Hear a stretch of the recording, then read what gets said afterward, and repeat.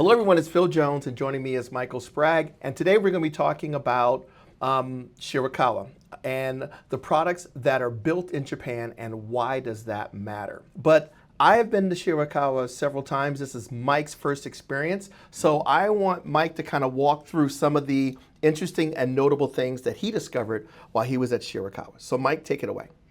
Yeah, it was really eye-opening. I've been talking about it for a few years, and we've heard about it like, oh, well, this is built in Japan. And we kind of know that it means something, but we don't, I didn't really understand really what it meant when we talk about something that is made in Shirakawa. It means it's good, but when you really see how that entire facility operates, you get a much better understanding of what it means when we say something is built in Japan on the back of our models. And that means it's made in Shirakawa, which is how we tout it. It is made in Shirakawa. It's a big deal. There are actually two facilities in Japan that I did not know this. What you see here is the original D&M offices when Denon and Marantz came together as one unit. They had offices in Kawasaki, Japan. Now that is part of the Massimo Consumer umbrella, and we still have our offices there. There's mostly offices. There's a couple of listening rooms.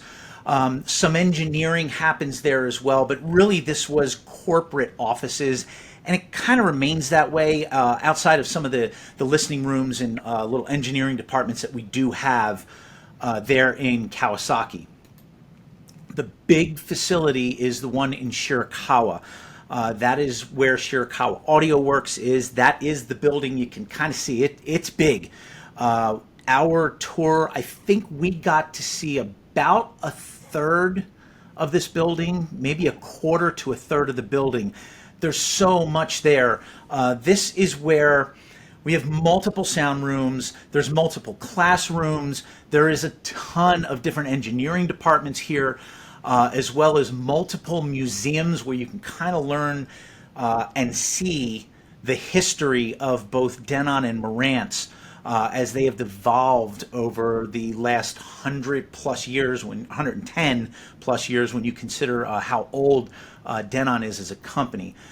Plus you've got all the manufacturing, all of the shipping and logistics that happen for all the products that come out of Japan. It's a really, really big facility. But I think the thing that really threw me is the attention to detail when it comes to the actual manufacturing. Now, I've heard about built in Japan or made in Japan, but I always thought it was just an attention to making sure that all the machines were working properly and that people were constantly looking to make sure that nothing was going wrong. But this is what made in Shirakawa really means.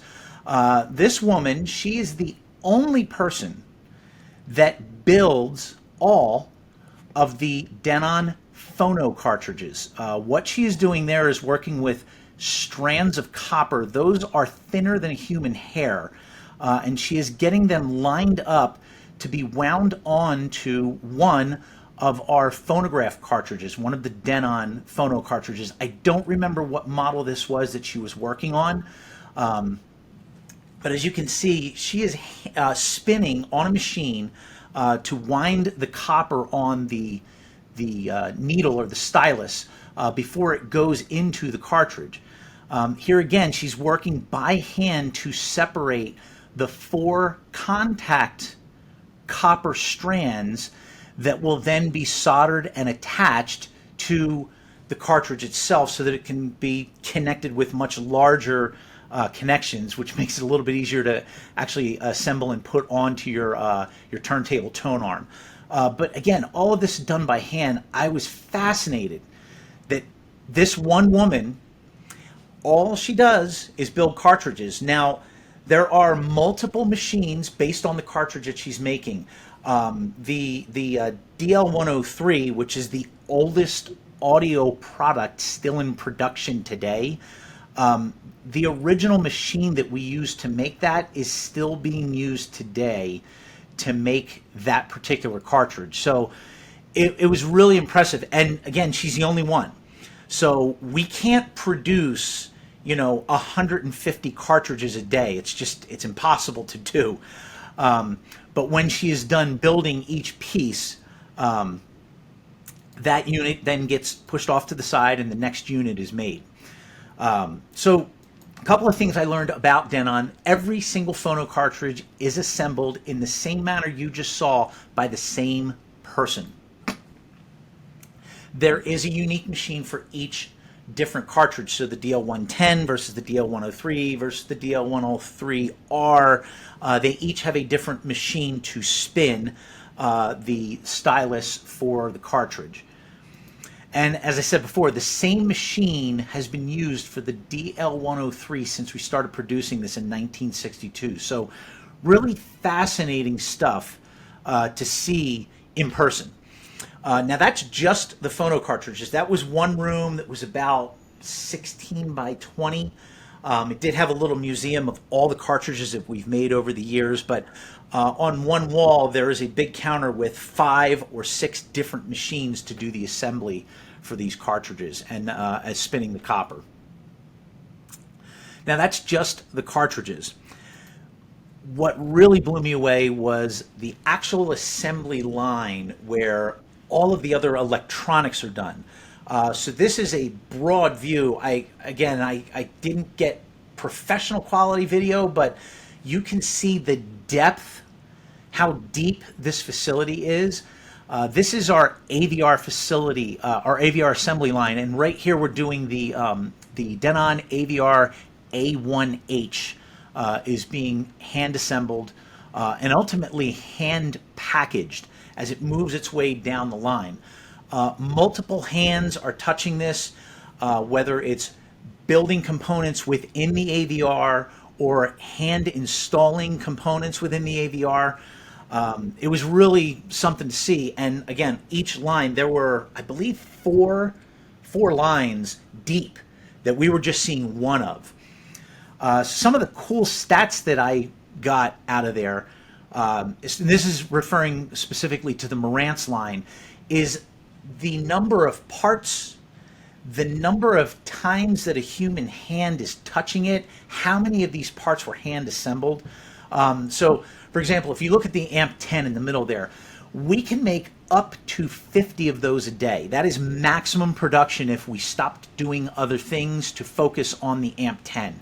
But right now the minimum is 30 a day. We want to try and get done 30 a day. It takes almost 5 hours start to finish from printing boards to packaging an AMP-10 before it is ready to be shipped off. 5 hours per unit. There are almost 10,000 parts in the AMP-10, 191 total components, and 668 hand-assembled parts and components in the AMP-10. And as you can see with AV-10, AMP-10, Cinema 40, and all the other stuff, there are 5 human beings involved in quality assurance and quality control before that particular piece is sent down for shipping. Again, super impressive, the number of hands, the number of human eyes and hands that were on the electronics before they get shipped out. Now that is kind of expected when we're talking about a $7,000 preamp or a $10,000 integrated amp or a $7,000 component amplifier. What really blew me away is our brand new $1,000 piece, which is the Marantz Model M1. This is also assembled in Shirakawa, and multiple people get their hands on it. So this is looking down the production line. This gentleman here is hand assembling components to go into the raw chassis. That raw chassis will then be shipped down the line or slid down the line to the next person. This gentleman is number 2 in the hands-on as he continues to build this piece. As it slides down, member number 3 will get their hands on it and test it. This was also fascinating to me. Every single M1 gets plugged in for voltage resistance to make sure that insulation is proper. Insulation is proper on this. It runs about 380 electrical tests to make sure that there's no failures on the board, on the capacitors, on any of the components or connectors. And that's every single M1. Not every 100 or every 1,000. They don't pull it out and test it to make sure. No, they test every single one of these before it goes on to its final tests. So as we get to the final test, and it's right next to the station, you'll see it in the video here, we have a woman who is going to plug this in and check both the inputs and the actual, she just slid a finished piece to the left there so that it can be hand packaged. But she is going to plug in to test all the inputs and the outputs. You'll see a set of speakers there with a video running. I think it's a Marantz CD player that's running it. She will test that HDMI input to make sure that there is audio coming out of this thing. So once it's done, it's kind of stress test with all the electronics. We'll then give it the actual raw human test to listen. Does it produce audio? Yes. Then we finish the assembly of it physically, and we slide it on down the line so that it can be hand packaged. So this unit has over 1,000 parts. Over 50 parts and components are assembled by human hands, not by machinery. So when you ask, why am I paying $1,000 for a streaming amplifier? There's your evidence right there. It's hand built. Every unit is tested, and before that thing gets packed up, you know that it's working. Now, that's not to say that electronics don't fail. We do know that electronics just, sometimes they fail, but we do everything we can to fire test it and make sure that it is working when it's in the box so that you don't get a DOA model as you open the box. We want to make sure that everything is working when you open it up. So here's a list of the products that are actually built in Shirakawa. So you look at everything that we just looked at, all of your Classé products, the Delta Pre, the Delta Stereo, the Delta Mono amplifiers, the Marantz AV10 and AMP10, which have been out for a couple of years now, the Cinema 30 and 40, the Model 30 and Model 40N integrated stereo amplifiers, as well as the brand new Model M4 and M1, which are Marantz's streaming amplifiers, as well as the SACD30N, which is Marantz's high-end CD player. And then all of the different Denon products, the A1H, which is their flagship AV receiver, the X8500HA, which is the next step down in the AV receivers, as well as the X6800 and X4800. And as we saw in the video, all of the Denon phono cartridges are all assembled and built in Shirakawa, and it means something now. After seeing that and understanding what happens in Shirakawa, it really brings to light what that means. It's not just about being built in Japan, it's about being built in Shirakawa by our facility folks. Yeah, it was pretty amazing to see the amount of craftsmanship. Whether you're buying a Denon or Marantz product, a lot of engineering is actually done in Japan, either in Shirakawa or Kawasaki. Select products, as Mike mentioned, are manufactured in Shirakawa. The two sound masters both have listening rooms in the Kawasaki facility. And every single product that has that Denon or Marantz logo on the box must pass their rigorous inspection for sound quality.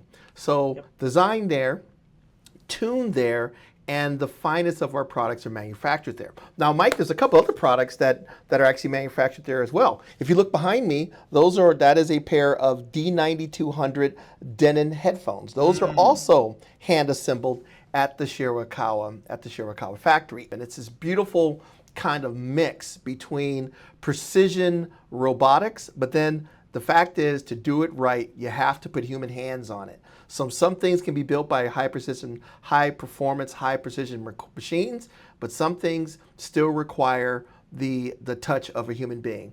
To see how they manufacture this stuff is amazing. And hearing the passion of those who actually designed the products and how much time and care they go into for every little subtle detail before the manufacturing process begins really makes you proud to be part of this organization and see some of the great products that we're making. So Michael, thank you very much for coming and just going over some highlights of our trip to Shirakawa.